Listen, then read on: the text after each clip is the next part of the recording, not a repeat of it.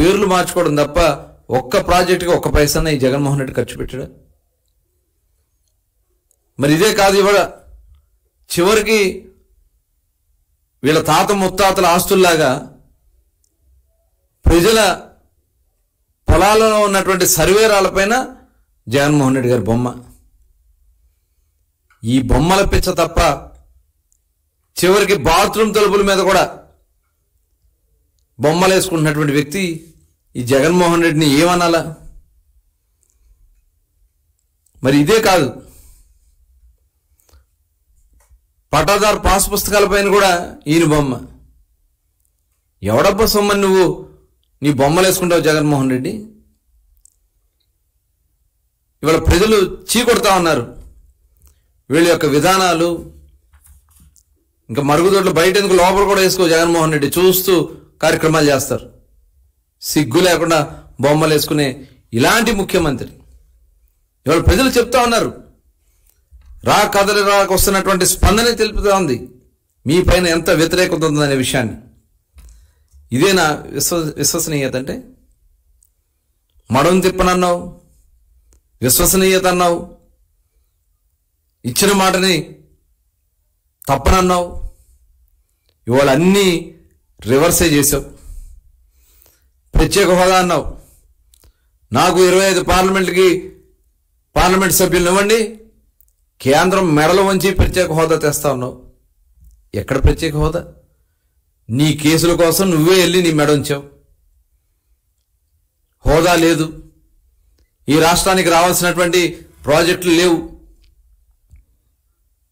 ఒక దుర్మార్గమైనటువంటి ఆలోచనతో స్వార్థం కోసం ప్రజల్ని మభ్యపెట్టి అధికారంలోకి వచ్చి మద్యపాన నిషేధం అన్నావు.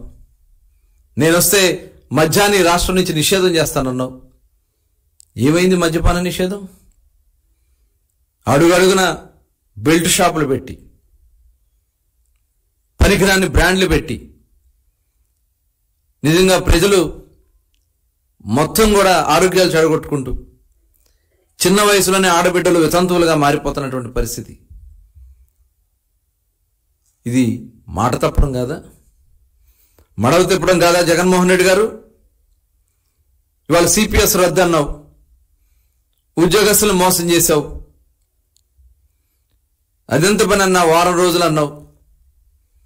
అధికారంలోకి వచ్చిన వెంటనే వారం రోజుల్లో సిపిఎస్ రద్దు అన్నావు. ఇవాళకి ఇన్ని వారాలైంది, ఇన్ని సంవత్సరాలైంది, ఎన్నికలకు వచ్చేసినాయి. కనీసం జీతాలు కూడా ఇవ్వలేనటువంటి దౌర్భాగ్య స్థితిలో ఇవాళ ఉద్యోగస్తుల్ని మోసం చేసినటువంటి వ్యక్తి జగన్మోహన్ రెడ్డి. డిఏలు లేవు, పిఆర్సీ లేదు. ఇవాళ ఉద్యోగస్తులు ఆక్రందనలు ఈ ముఖ్యమంత్రికి తగలకపోతాయా? ఇవాళ చూడండి, అంగన్వాడీ వర్కర్లు 27 రోజులుగా దీక్షలు చేస్తా ఉంటే వాళ్ళ మీద ఎస్మా ప్రయోగిస్తావు. వాళ్ళ న్యాయమైనటువంటి కోరికలకి పిలిచి చర్చించే పరిస్థితి లేదు. ఇవాళ సర్వశిక్ష అభియాన్ పనిచేస్తున్నటువంటి కాంట్రాక్టు ఉద్యోగులకి, ఇవాళ పారిశుద్ధ కార్మికులు ఇవాళందరూ కూడా రోడ్డు ఎక్కితే ఇవాళ కనీసం వాళ్ళని పిలిచి సంప్రదించి వాళ్ళని నడిపించలేనటువంటి దౌర్భాగ్య స్థితిలో ఈ రాష్ట్ర ముఖ్యమంత్రి, ఈ మంత్రులు ఉన్నారంటే ఇవాళ ప్రజలు ఇవన్నీ కూడా గమనిస్తా ఉన్నారు. కరెంటు ఛార్జీలు ఒక్క పైసా కూడా పెంచదని చెప్పినటువంటి ముఖ్యమంత్రి 200 రూపాయలు వచ్చే కరెంటు బిల్లుని ఈరోజు 2000 రూపాయలు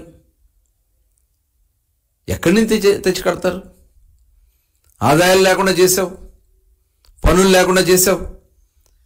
ఇసుక, సిమెంటు, ఐరన్ అన్ని ధరలు పెంచేయటం వల్ల కన్స్ట్రక్షన్ లేదు. ఇవాళ అందరూ కూడా రోడ్డున పడిపోయినటువంటి పరిస్థితి. పనులు లేవు, కాంట్రాక్టులు లేవు, బిల్లులు లేవు, వర్క్ చేసిన బిల్లులు లేవు.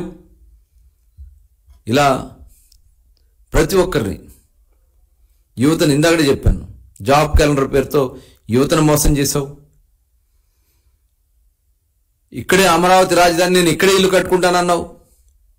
ఇదేనా విశ్వసనీయత? 3 రాజధానులు పేరు పెట్టి మొత్తం సర్వనాశనం చేసావు రాష్ట్రాన్ని. ఇదేనా మడమ తిప్పను విశ్వసనీయత అంటే?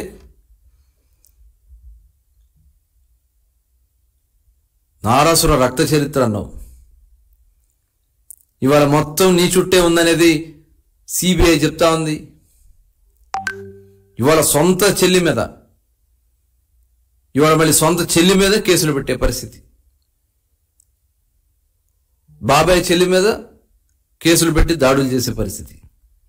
ఇవన్నీ కూడా మరి ప్రజలందరూ కూడా గమనిస్తారు. సొంత చెల్లిని నీ ఆస్తి కోసం రాష్ట్రాన్ని నుంచే తరం కొట్టావు. ఇవన్నీ కూడా ప్రజలు గమనిస్తా ఉన్నారు. ఇవాళ అందుకే చీకొడతా ఉన్నారు.